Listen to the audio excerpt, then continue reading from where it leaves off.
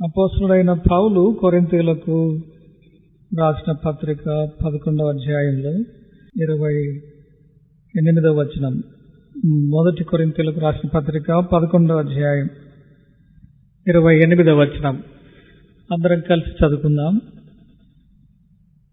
కాబట్టి ప్రతి మనుషుడు తన్ను తాను పరీక్షించుకునవలెను, అలాగు చేసి ఆ రొట్టెను తిని ఆ పాత్రలోనిది త్రాగవలెను. మళ్ళీ ఒకసారి ఇదే వచనాన్ని చదువుకుందాం. కాబట్టి ప్రతి మనుషుడు తన్ను తాను పరీక్షించుకునవలెను, అలాగు చేసి ఆ రొట్టెను తిని ఆ పాత్రలోనిది త్రాగవలెను. అలాగే కొరింథీయులకు రాసిన 2వ పత్రిక 10వ అధ్యాయం ఆఖరి వచనం. కొరింథీయులకు రాసిన 2వ పత్రిక 10వ అధ్యాయం ఆఖరి వచనం అంటే 18వ వచనం. అందరం కలిసి చదువుకుందాం. ప్రభువు మెచ్చుకొనువాడే యోగ్యుడు గాని తన్ను తానే మెచ్చుకొనువాడు యోగ్యుడు కాడు. మళ్ళీ ఒకసారి ఇదే వచనం చదువుదాం. ప్రభువు మెచ్చుకొనువాడే యోగ్యుడు గాని తన్ను తానే మెచ్చుకొనువాడు యోగ్యుడు కాడు. ప్రభు మాటలను మన కొరకు ఆశీర్వదించునుగాక. కొరింథీయులకు రాసిన పత్రికలో అపోస్తలుడైన పౌలు బలను గురించిన వివరణ చాలా స్పష్టంగా వ్రాశాడు. వారం వెంబడి వారం బలలో మనం ఎందుకు పాల్గొనాలి, ఈ బల్ల మన మధ్యలో ఉండడము అనేది ఎవరి ఉద్దేశం, ఇవన్నీ స్పష్టంగా ఆయన తెలియజేశాడు. ఆయన ఇట్లా బల్లను ప్రతి ఆదివారం కలిగి ఉండాలి అని ప్రభు వలన పొందాడు. అంటే ప్రభువు చెప్పాడు కాబట్టి అలాగూ చేయమని కొరింథీయులకు రాశాడు. కొరింథులోని సంఘం ఎలాగైతే ప్రతి వారం వెంబడి వారం ఇంటింటా వారు కూడుకుని వచ్చినప్పుడల్లా ప్రభు బల్ల వారి మధ్యలో ఉండేది. అందుకని ప్రభు బల్లలో మనం పాల్గొన్నప్పుడల్లా అని రాశాడు. 25వ వచనం 11వ అధ్యాయంలో ఇట్లా వ్రాశాడు.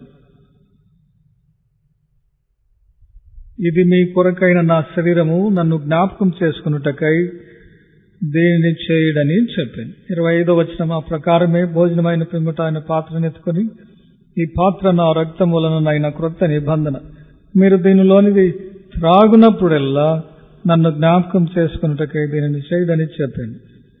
ఆ పరిస్థితుల్లో ఆ కాలంలో ఇంటింట విశ్వాసులు కూడుకుని వచ్చినప్పుడల్లా ప్రభు బల్ల వారి మధ్యలో ఉండేది. వారు పాల్గొన్నప్పుడల్లా చేసిన పని ఏంటి అంటే 28 వచ్చిన ప్రకారం ప్రతి మనుషుడు తన్ను తాను పరీక్షించుకోవాలి, అలాగూ చేసి ఆ రొట్టెను తినే పాత్రలోనివి త్రాగాలి. కాబట్టి బల్లను గురించిన అంటే వివరణలో ఇది ఎప్పుడెప్పుడు మనం కలిగి ఉండాలి, వారానికి ఒకసారి, నెలకు ఒకసారి, సంవత్సరానికి ఒకసారి అనేది అంశమే కాదు. మనం కూడి వచ్చినప్పుడల్లా తర్వాత మనం అనుకూలమైన సమయం ఉన్నప్పుడంతా కూడా ప్రభు బలలో ఎంత యాజ్ ఆఫ్ట్ యాజ్ పాసిబుల్ అంటే కూడి వచ్చినప్పుడల్లా మనం బలలో పాల్గొనాలి. దీని గురించి ఈ పీరియాడిసిటీ అంటే ఫ్రీక్వెన్సీ అనేది అది ప్రాముఖ్యమైనది అని కాదు. ఎప్పుడు వీలైతే అప్పుడు. ఆ కాలంలో ఇంటింట కూడి వచ్చినప్పుడల్లా ప్రభు బల్ల వారి మధ్యలో ఉండేది. ఎప్పుడైతే ఎక్కువ కూడి వచ్చారో, ఎప్పుడైతే ప్రభు వల్ల వారి మధ్యలో ఉండిందో అప్పుడంతా కూడా వారు వారిని పరీక్షించుకునేవారు. ఎన్నిసార్లు అద్దం చూసుకుంటే మంచిది అంటే ఖచ్చితంగా చెప్పగలమా? మనం చెప్పలేము. ఎన్నిసార్లు చూసుకుంటే అంత మంచిది అంటాం కదా. అలాగే ప్రభు బల్లలో మనం పాల్గొన్నప్పుడల్లా ఏం చేయాలి అనేది ముఖ్యం. ప్రతి మనుషుడు ఏం చేయాలి? తను తాను పరీక్షించుకోవాలి. అది ఇంపార్టెంట్ అన్నమాట. అది పౌలు చెప్పాడు 28వ వచనంలో. ప్రతి మనుషుడు తను తాను పరీక్షించుకోవాలి. ఏం పరీక్ష చేసుకోవాలి అనేది పెద్ద ప్రశ్న. ఆ కాలంలో కొరింథీయులు ఏం పరీక్ష చేసుకున్నారు, ఈ కాలంలో మనం ఏం చేసుకోవాలి? ఆ వచనాలు వ్రాయబడ్డాయి అని అంటే వ్రాయబడిన దేవుని వాక్యం అన్ని కాలములలో అన్ని వేళల్లో అందరికీ అవి వర్తించే వాక్యం. కాబట్టి ఈ కాలంలో మనకెట్లా వర్తిస్తాయి, మనం ఎట్లా పరీక్ష చేసుకోవాలి అనేది ప్రశ్న. ఏ విషయంలో పరీక్షించుకోవాలి అనేది ప్రశ్న. కాబట్టి విశ్వాసులుగా మనం కూడి వచ్చినప్పుడల్లా ప్రభుత్వం మనం ముఖాముఖిగా ఉన్నాం. మన యొక్క సహవాస సంబంధం జీవం కలిగిన దేవునితో, బొమ్మతో కాదు, విగ్రహంతో కాదు, ఆచారములతో కాదు, గుడితో కాదు, గోపురానితో కాదు, శిలువతో అసలే కాదు, జీవము కలిగిన దేవునితో మనం సహవాస సంబంధం కలిగి ఉన్నాం. Our relationship is with true God. అది పౌలు ఏమని చెప్పాడు? మన సహవాసం అయితే ఎవరితో ఉంది? అది మన సహవాసం. కాబట్టి మనం కూడి వచ్చినప్పుడల్లా మనల్ని మనం పరీక్షించుకునేది ఆయన సహవాసంలో, ఆయన ఎదుట ఎవరైతే మన హృదయాంతరంగములను ఎరుగునో, బాహ్య స్వరూపమును లెక్కపెట్టక అంతరంగ స్వభావమును ఆయన ఎరుగునో, ఆయన దగ్గరికి మనం వస్తూ ఉన్నాం. అందుకని మనం పరీక్ష చేసుకుంటూ ఉన్నాం. అంటే ఎట్లా పరీక్ష? వ్యక్తిగతంగా అన్ని విషయాల్లో మనం ప్రభువునకు తగినట్టుగా ఉన్నామా అనేది ప్రశ్న. చెక్ లిస్ట్ లేదు, ఈ విషయంలో టిక్ పెట్టు, ఇది సరి అయిందా, అట్లా లేదు. ప్రతి మనిషి యొక్క మనసాక్షి చెక్ లిస్ట్ అన్నమాట. అంటే మనం ఏ విషయాల్లో సరిగా లేమో ఆ విషయాల్లో మన మనసాక్షి మంచిగా ఉంటుందా అంటే ఉండదు. చూడండి, యోహాను మొదటి పత్రిక 3వ అధ్యాయం. యోహాను మొదటి పత్రిక 3వ అధ్యాయం 19-20 వచనాలు, 21వ వచనం అందరం కలిసి చదువుకుందాం. 19 నుంచి 22వ వచనం వరకు అందరం కలిసి చదువుకుందాం. ఇందువలన మనము సత్య సంబంధులమని ఎరుగుదుము, దేవుడు మన హృదయము కంటే అధికుడై సమస్తమును ఎరిగి ఉన్నాడు గనుక మన హృదయము ఏ ఏ విషయములలో మన యందు దోషారోపణ చేయునో ఆయా విషయములలో ఆయన ఎదుట మన హృదయములను సమ్మతిపరుచుకుందాం. ప్రియులారా, మన హృదయము మన యందు దోషారోపణ చేయని ఎడల దేవుని ఎదుట ధైర్యం గల వారమగుదుం. మరియు మనం ఆయన ఆజ్ఞలను గైకొనుచు ఆయన దృష్టికి ఇష్టమైనవి చేయుచున్నాము గనుక మనమేమి అడిగినను అది ఆయన వలన మనకు దొరుకును. యోహాను యేసు ప్రభుకు ఇష్టమైన శిష్యుడు, ప్రభు యొక్క రొమ్మున ఆనుకొని ఉన్నవాడు, ఆయనను ఎంతగానో ప్రేమించినవాడు, ఆయన చేత ప్రేమింపబడిన శిష్యుడు. ఆయన ఇట్లా వ్రాస్తా ఉన్నాడు, మన హృదయం మన యందు ఏ ఏ విషయంలో దోషారోపణ చేయునో. ఎవరు దోషారోపణ చేసేది? మన తల్లిదండ్రుల, పాస్టర్ల, లేకపోతే ఎవరు? భార్యలను గురించి భర్తలు ఎంతో చెప్పచ్చు, భర్తలను గురించి భార్యలు ఎంతో చెప్పచ్చు. కానీ మన హృదయము మన యందు దోషారోపణ చేయనేడు. అంటే నిజమైన దేవుని యందలి విశ్వాసము అది వాస్తవమైన అంతరంగ స్వభావమును మార్చివేసేది, బాహ్య స్వరూపమును మార్చదు. బాహ్య స్వరూపము అనేది మొదట దేవుడు చూసే అంశము కాదు, అంతరంగ స్వభావం. అందుకని అంటే మన విశ్వాసము మత సంబంధమైనది, ఆచారబద్ధమైనది, శరీర సంబంధమైనది, బాహ్య సంబంధమైనది కాదు. మన విశ్వాసము వాస్తవమైనదై నిజమైన దేవునితో సహవాస సంబంధం కలిగినదై మన అంతరంగ స్వభావమును మార్చి ఆయన పరిశుద్ధుడు గనుక మనము పరిశుద్ధులంగా ఉండేటట్లు చేసేది. మనుషులైతే బాహ్య స్వరూపం చూస్తారు, మనుషులైతే మన గుణాలను చూసి మంచివాడో చెడ్డవాడో అంటాడు, లేకపోతే మన యొక్క బాహ్యమైన సమస్తమును చూసి మనను అంటే తీర్పు తీరుస్తారు, ఇతను మంచివాడు లేకపోతే ఇలాంటి వాడు అని. అదంతా కలిసి చేసేది బాహ్య స్వరూపమును చూచి. కానీ దేవుడు మన పట్ల ఇచ్చే సాక్ష్యం ఏమిటి అనేది ప్రాముఖ్యమైనది అన్నమాట. అందుకని దోషారోపణ మన హృదయం చేయకపోతే మనం ధైర్యం ఉంటుందంట. ఎక్కడ? దేవుని ఎదుట ధైర్యం. అది మనం ఇప్పుడు బల దగ్గర, ఎవరి దగ్గర మనకు ధైర్యం కావాలి? మనం బలను సమీపించేటప్పుడు దేవుని ఎదుట ధైర్యం కావాలి. ఎందుకంటే మనం మధ్యలో ప్రభు యొక్క సన్నిధి ఉంది. ఆయన రక్త మాంసములకు గుర్తులుగా రొట్టె, ద్రాక్షరసం ఉన్నాయి. మనం సమీపించేది ప్రభు యొక్క బల్లను. ఇది భయంకరమైన విషయం కాదు. కానీ మనల్ని ప్రేమించి తనను తాను మన కొరకై సెలవులు అర్పజెప్పిన యేసు ప్రభు, ఆయన కంటే మనల్ని ఎవరు ఎక్కువగా ఎప్పుడే గాని ఏ కాలంలో ఎవరూ ప్రేమించలేరు, ఎలాంటి వారైనా.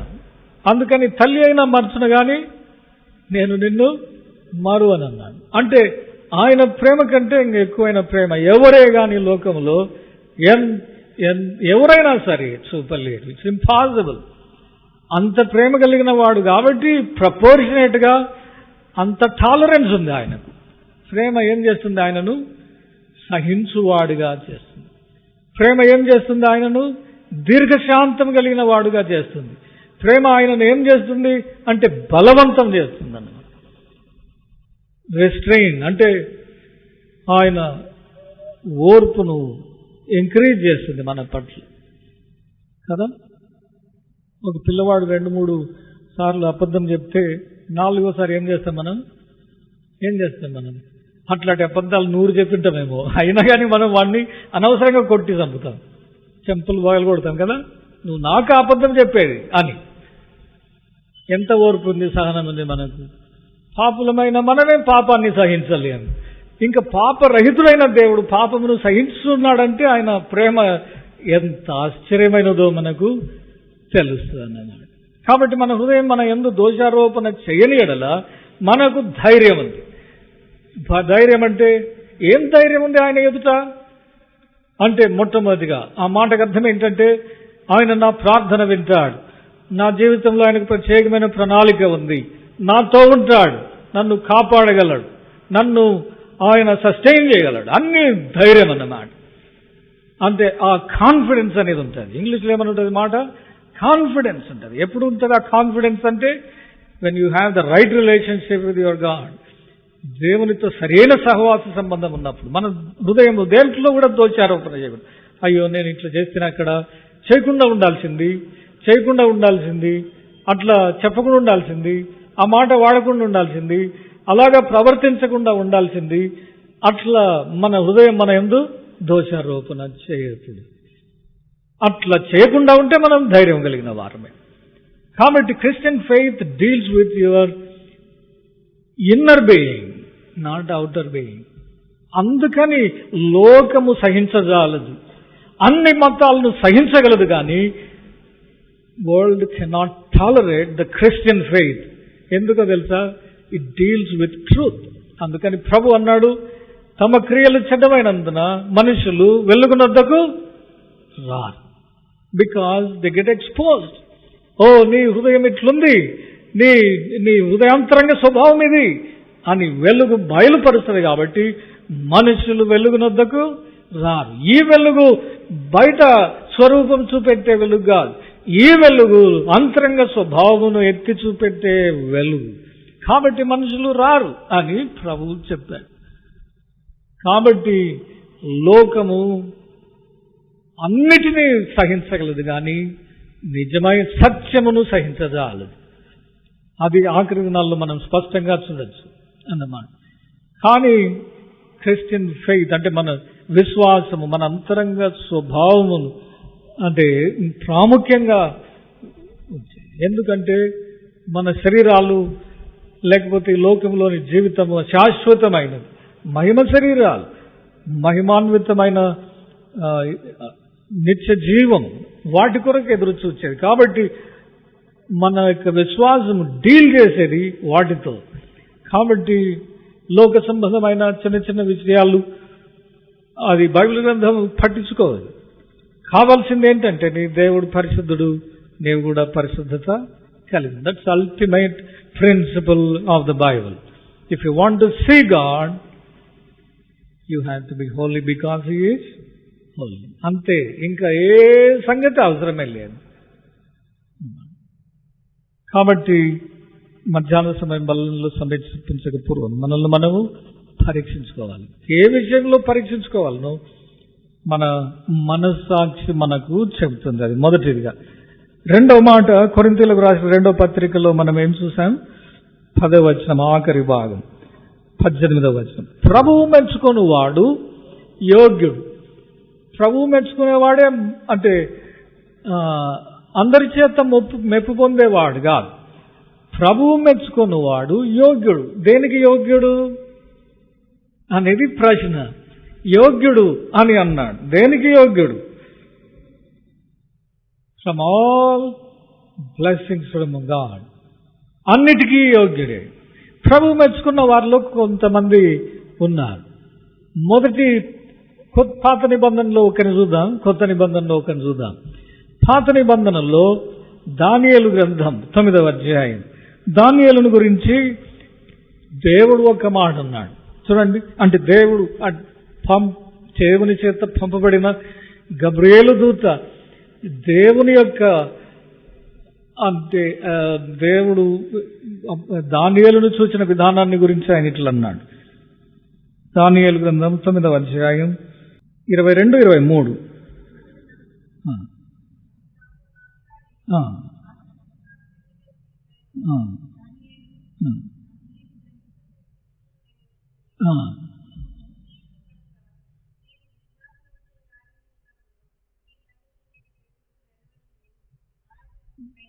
చూడండి, గబ్రియేలు దూత దానియేలుకి ఏం చెప్తున్నాడంటే, నీవు బహుప్రియుడు. That's a wonderful testimony. అంటే పాత నిబంధన గ్రంథం అంతా నీవు బహుప్రియుడవు. ఓన్లీ ప్రియుడవు కాదు. ఏమని చెప్పాడు? బహుప్రియుడు. ఇంగ్లీష్లో ఏమని ఉంటుంది? Greatly beloved. గ్రేట్లీ బిలవెడ్ అంటే ఎందుకు అంతగా దేవుడు దానియేలును ప్రేమించెను అని. అది ప్రశ్న కదా. నీవు బహుప్రియుడవు. అది ద టెస్టిమనీ. Greatly beloved. అందుకని నేను వచ్చాను. ఎవరు ఆయన? గబ్రియేలు దూత, దేవుని చేత పంపబడిన వాడు. ఎందుకు వచ్చాడంటే ఆయన మొదటిది గ్రహించుటకు శక్తి ఇవ్వడానికి, తరువాత చాలా సంగతులు తెలియజేయడానికి ఆయన వచ్చాడు. అది testimony of God about a man. ఏమని ఉంటుంది? You are greatly beloved. అది అట్లా టెస్టిమనీ రావడానికి దానియేలును గురించి ఒక 2-3 పాయింట్స్ చూద్దాం. దానియేలు 1వ అధ్యాయం మొదటి 2 వచనాలు నేను చదువుతాను, దయచేసి చూడండి. యూదా రాజుకు యెహోయాకీము ఏలుబడిలో 3వ సంవత్సరమున బబులోను రాజుకు నెబుకద్నెజరు యెరూషలేము మీదికి వచ్చి దానిని ముట్టడి వేయగా, ప్రభువు యూదా రాజుకు యెహోయాకీము దేవుని మందిరములోని శేషించిన ఉపకరణములను ఆ రాజు చేతికి అప్పగించను గనుక అతడు ఆ వస్తువులను షీనారు దేశములోని తన దేవతాలయమునకు తీసుకుని పోయి తన దేవతాలయపు బొక్కసములో ఉంచాను. బైబిల్ గ్రంథం అనేది ఊహాజనితమైనది కాదు. అందుకని ఒక మనుషుడు ఊహించడం వలన లేఖనములలో ఏదీ రాలేదు. చరిత్ర ఆధారంగా వాస్తవమైన మనుషులు దేవుడు ప్రవర్తించిన విధానము ఈ గ్రంథంలో ఉన్నాయి. అందుకని మొదటి వచనం యూదా రాజు యెహోయాకీము ఏలుబడిలో చూడండి. ఎక్కడ? యూదా రాజు యెహోయాకీము 3వ సంవత్సరం బబులోను రాజు ఏం చేశాడు? ముట్టడి వేశాడు. అది హిస్టారికల్లీ ఎస్టాబ్లిష్, లేకపోతే ట్రూ అకౌంట్, చరిత్ర ఆధారంగా వ్రాయబడినది, ఊహాజనితమైనది కాదు. కాబట్టి వెరిఫైయబుల్ హిస్టరీ అంటే తిరిగి సరైనదో కాదో చూచి తెలుసుకోగలిగినటువంటి చరిత్ర ఆధారంగా వ్రాయబడిన లేఖన భాగాలు. ఇక్కడ దానియేలు ఎట్లా రాశాడంటే 2వ వచనం మొదటి భాగం, ప్రభువు యూదారాజు యెహోయాకీమును దేవుని మందిరములోని శేషించిన ఉపకరణములను ఆ రాజు చేతికి అప్పగించనంటున్నాడు. మొట్టమొదటిగా దానియేలును గురించి కొన్ని పాయింట్స్ చూద్దాం, అంటే మనం లోతుగా వెళ్ళడం లేదు. మొదటిది, he looks at things from heavenly perspective, spiritual perspective. ప్రతిదీ జరిగేదంతా కూడా ఆత్మీయమైన కోణములో ఆయన చూచేవాడు. మొదటిది ఆయనను గురించి చెప్పగలిగే. నెబుకద్నెజర్ రాజు వచ్చాడు, అప్పుడు యెహోయాకీము ఉన్నాడు, యూదాను పరిపాలిస్తూ యెరూషలేమును ముట్టడి వేశాడు. ఆ దేవాలయమును కాల్చి పడగొట్టి దాంట్లోనున్న ఉపకరణములన్నిటినీ ఆయన తీసుకెళ్ళాడు. అది చదవడానికి చాలా బాగానే ఉంది, మామూలుగా అనిపిస్తుంది. కానీ ఒక్కసారి ఆలోచన చేయండి, ఆ సీన్ ఎట్లా ఉండింటుందో. Terrible scene.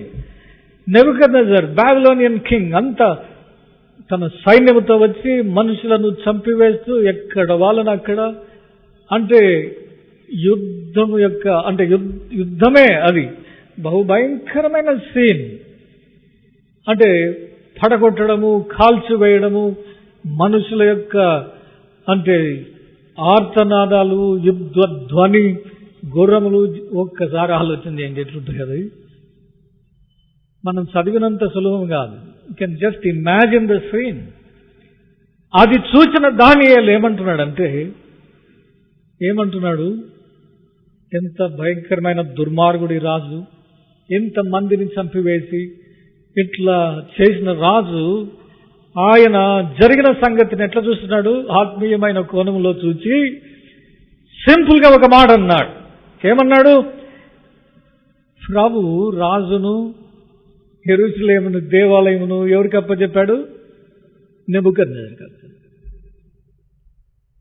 ఎట్లాంటి అండర్స్టాండింగ్ చూడండి ఆయనకు. ప్రభు అప్పచెప్పాడు అంటున్నాడు.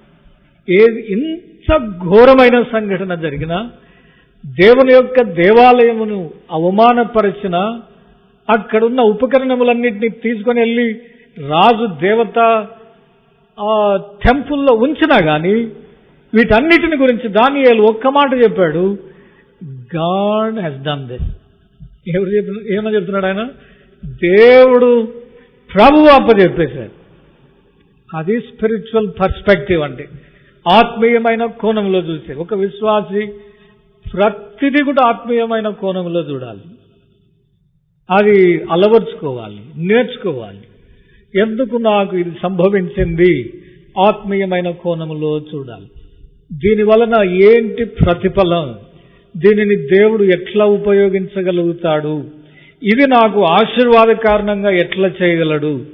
ఇది everything we have to look at things from heavenly perspective or spiritual perspective. అది మొదటిది దానియేలు గురించి. క్లుప్తంగా చెప్పాలి అంటే తన చుట్టూ ఉన్న పరిస్థితులను దానియేలు ఆత్మీయమైన కోణంలో చూచేవాడు. అట్లా చూడడానికి మొట్టమొదటిగా మనం కూడా నేర్చుకోవాలి. ఈ లోక సంబంధమైన రీజన్స్ అన్ని మనం ఎన్నో ఇవ్వచ్చు, కానీ అవి కాదు ముఖ్యం. ఆత్మీయమైన కోణములో జరిగేది, సంభవించేది, మనకు సమస్తమును, మన జీవితము, మన సర్కమ్స్టాన్సెస్, దేవుడు మనకిచ్చిన సమస్తమును కూడా ఆత్మీయమైన కోణంలో చూడాలి. ప్రతిదీ కూడా, ఎవ్రీథింగ్ స్మాల్ ఆర్ బిగ్, అన్ని కూడా ఆత్మీయమైన కోణంలో చూడాలి. తర్వాత రెండవది, దానియేలుకు చాలా ఆశ్చర్యమైన ఒక గుణమేంటి అంటే he understands things from the written scripture. అందుకని రెండవ మాట చూడండి. రెండో మాట ఆయన ఇట్లా చెప్పాడు. 10వ వచనం త్వరగానే క్లోజ్ చేసుకున్నా. 9వ అధ్యాయం 2వ వచనం ఆఖరి భాగం. యెరూషలేము పాడుగా ఉండవలసిన 70 సంవత్సరములు పూర్తి అవుతున్నవని ఏమని చెప్తున్నాడు ఆయన? గ్రంథముల వలన గ్రహించి తిని. ఎట్లా గ్రహించాడు ఆయన? గ్రంథముల వలన. అది ఇర్మియాకు సెలవిచ్చిన దేవుడు. ఇర్మియా ప్రవక్త రాసిన ఆ గ్రంథమును బట్టి ఆయన వ్రాయబడిన వాక్యము దేవుని మాటల ప్రకారము గ్రహించాను.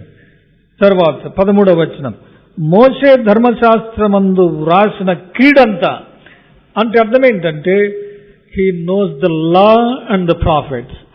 ఆయన ధర్మశాస్త్రము ఎరుగును, యిర్మీయా ప్రవక్తలు వ్రాసిన గ్రంథాలు ఎరుగును. రెండవది సంగతి దానియేలు ఏంటి, వ్రాయబడిన అంటే దేవుని వాక్యమును బట్టి అర్థం చేసుకుంటాడు అన్నమాట అన్ని కూడా. రెండవది ఆయన దేవుని వాక్యమును బట్టి ఆయన అవగాహన చేసుకునే. మూడవది ప్రాముఖ్యమైన సంగతి, నెబుకద్నెజర్ రాజుకు దానియేలు ఆయన కనిన కళకు పూర్వం ఆయనకున్న మూడు గురించి కూడా చెప్పాడు. నీవు ఇట్లా ఆలోచన చేస్తూ నిద్రపోయావు రాజా అన్నాడు. నిద్రపోయిన తర్వాత వచ్చే కళ మాత్రమే కాకుండా ఆయన నిద్రపోకముందు ఆయన మనస్సులో ఏమున్నాయో అవి కూడా చెప్పాడు.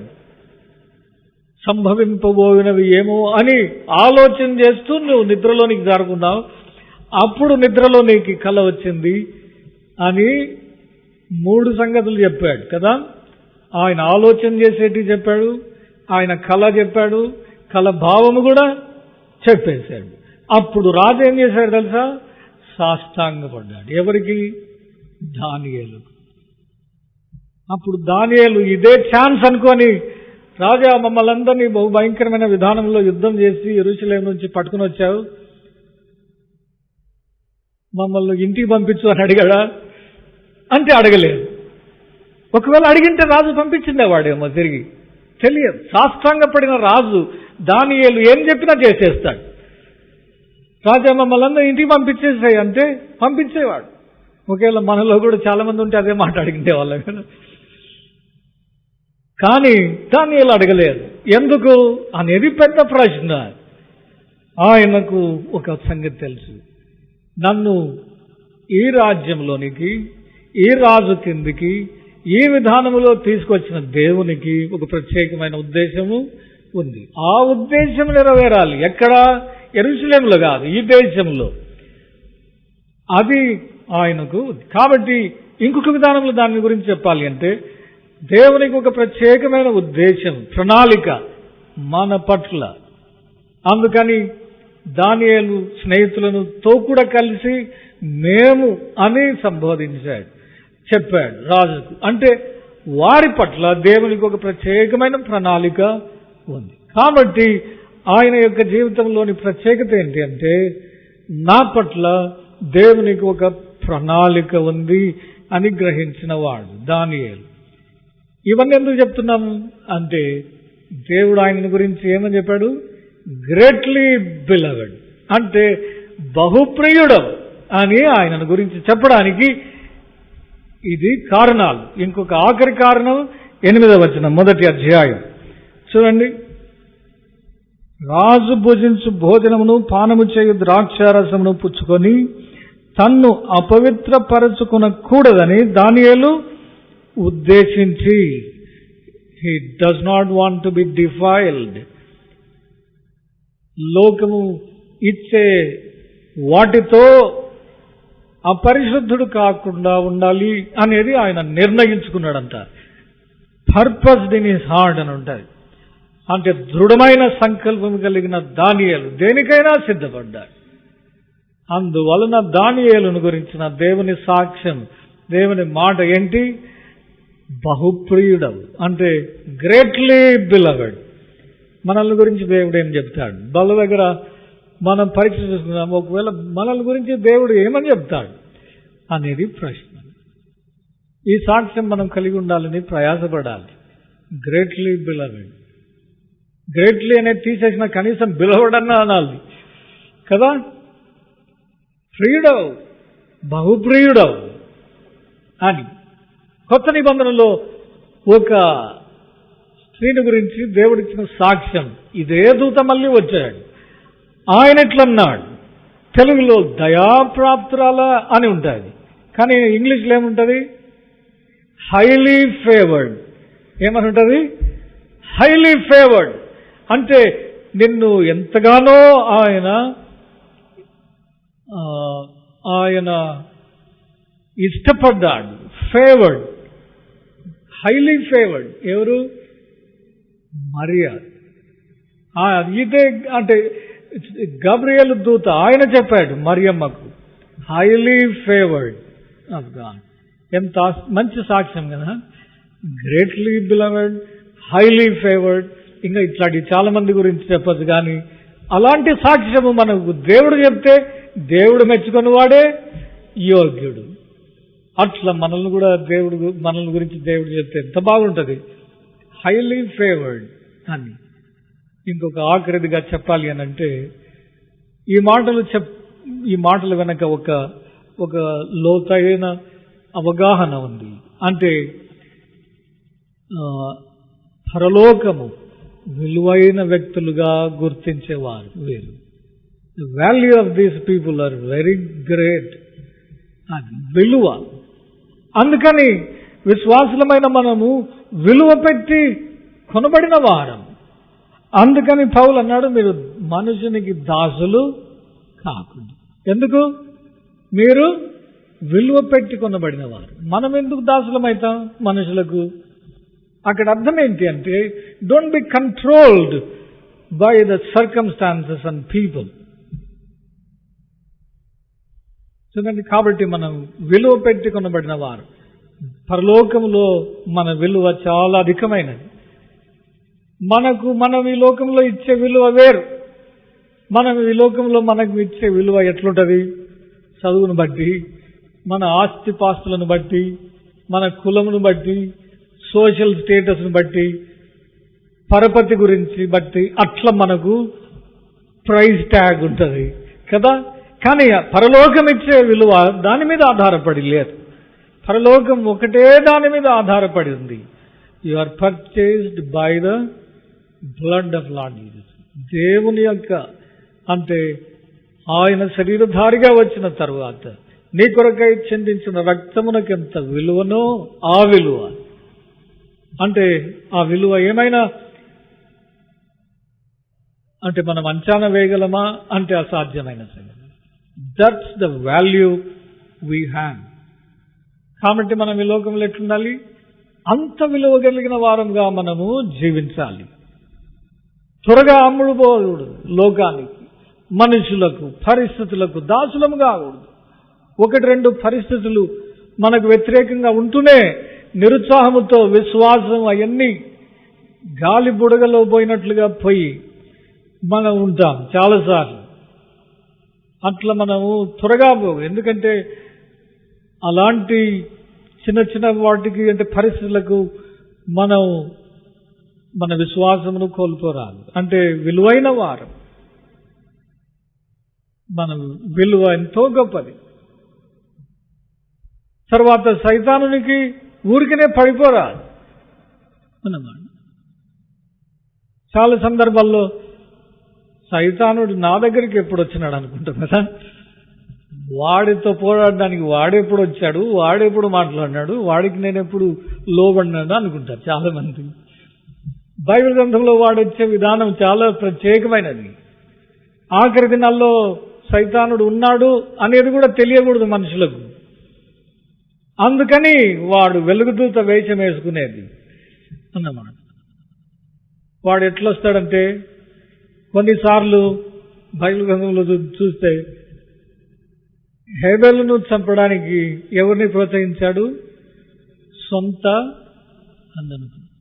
He can come to you through your brother. అంటే బ్రదర్ సైతానుడు కాదు, బ్రదర్ ద్వారా యూ కెన్ యూజ్ హిమ్. ఇంకా కొంచెం ముందుకెళ్తే ఆదాముకు ఎవరి ద్వారా వచ్చాడు? వైఫ్.